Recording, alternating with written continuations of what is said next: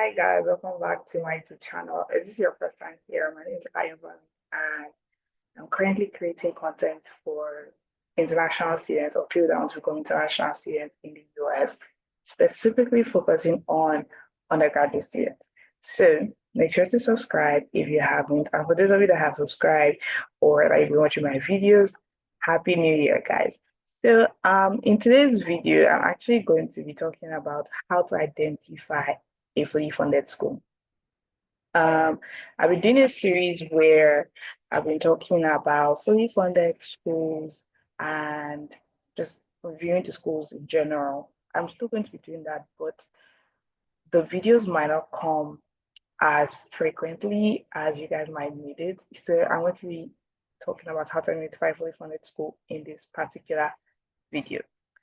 So firstly, you need to know the different types of scholarships or different ways that you could be funded by a particular school.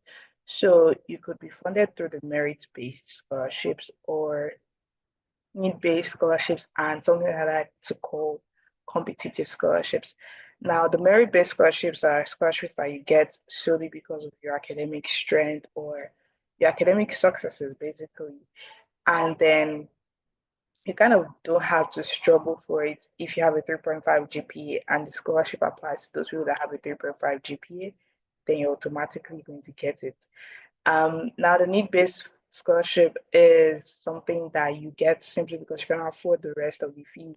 So by now, you should know what the total cost of attendance is. The total cost of attendance is your tuition plus your room and board. Once you have all of that, so let's say that is $50,000 for a particular school. If your merit-based scholarship covers about maybe all your tuition, 100%, unless your tuition is about $30,000, you still have $20,000 to cover your room and board or your living expenses, as other schools would call it. And so in that instance, your need-based scholarship will cover the rest. So that's where you use things like, or you apply using the CSS profile, the ISFA, the ISAFA, Certificate of Finances, whatever it is that the school wants you to use. You submit bank statements, you submit pay slips, and all of those things, right?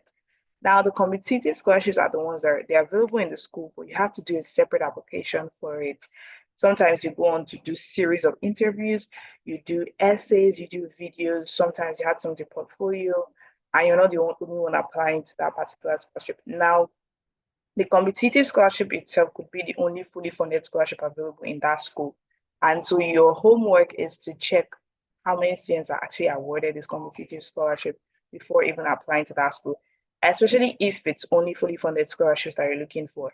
So for example, the school only gives 6 students a year, 6 international students a year.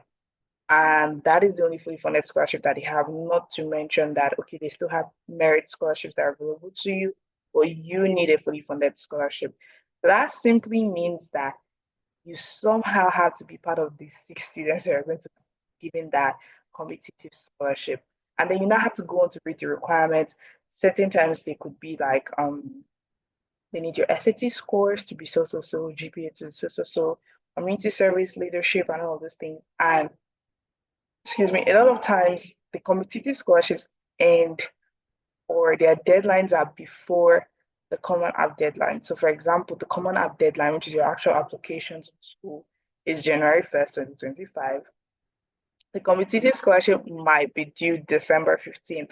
So that automatically means that you need to submit your Common App way before December 15th because sometimes the access to the competitive scholarship or the application for the competitive scholarship could be in your portal. You can't get access to your portal until you submit your common application.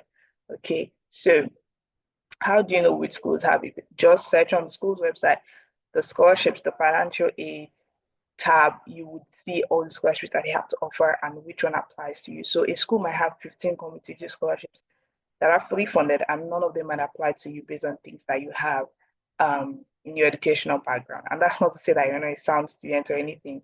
That just simply means that you don't have what the school is looking for based on the scholarships they have available competitive wise. Now, merit based, not every school is going to list how much they have to offer or exactly what they're looking for, but it is every single school is going to give you some sort of scholarship once you get into the school. Doesn't matter how small it is, but you're going to get a scholarship.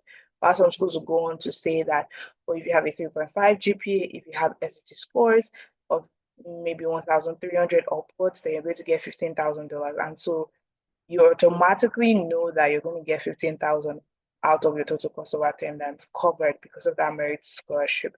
Now, if now I want to go ahead, it's advisable if a school only has need-based scholarships available or they have merit and need-based.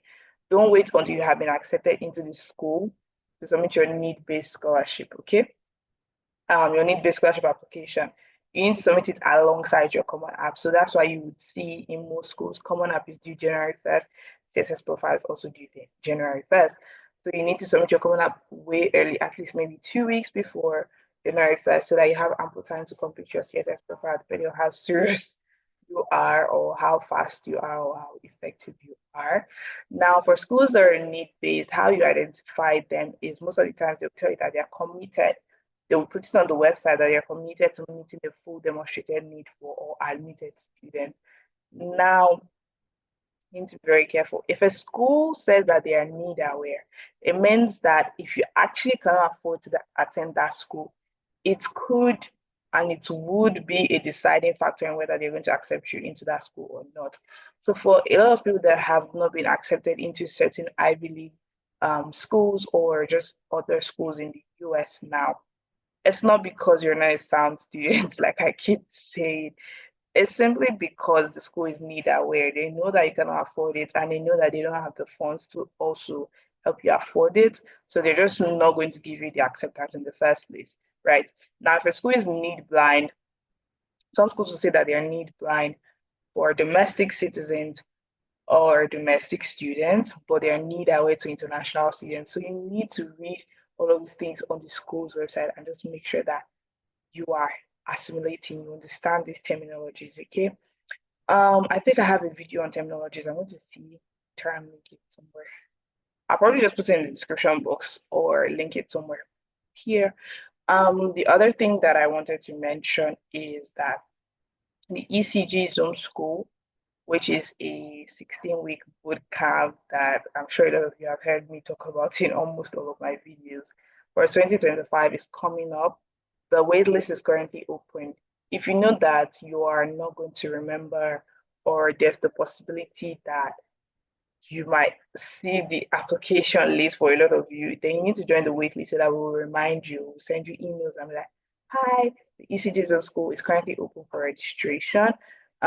Once you sign up for the wait list or using the wait list, you will receive an email with the documents that you need to submit to be able to complete your ECG Zoom School application. The ECG Zoom School this year is going to run from August till November to give us enough time to actually work on school applications together. So I'll be holding your hand. You'll be broken into platoons. You will have team leads, you have prayer leads. So yes, you're coming to prayer, coming to fast. You can't do it without God. Okay.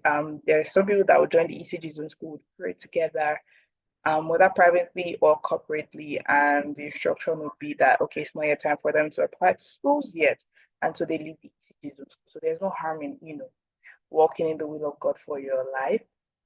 I will be dropping the wait list. If you have more questions, definitely make sure to ask them in the comment section. But the ECG Zone School is free of charge, but it's only open to 15 students so that we can actually put in the work and make sure that every single student is assisted in the ways that they need. All right. So I know that that's something a lot of you guys have been waiting for. Also, if you have suggestions on the kinds of videos that you want me to make, please just let me know. This YouTube, this year, we have to be very, very serious about it. So let me know the content that you want me to make or suggestions or improvements. So that's that. I hope this video was really helpful for you. If you want me to make another type of video like this, definitely make sure to like and comment, okay? And I'll see you guys in my next video. Bye, guys.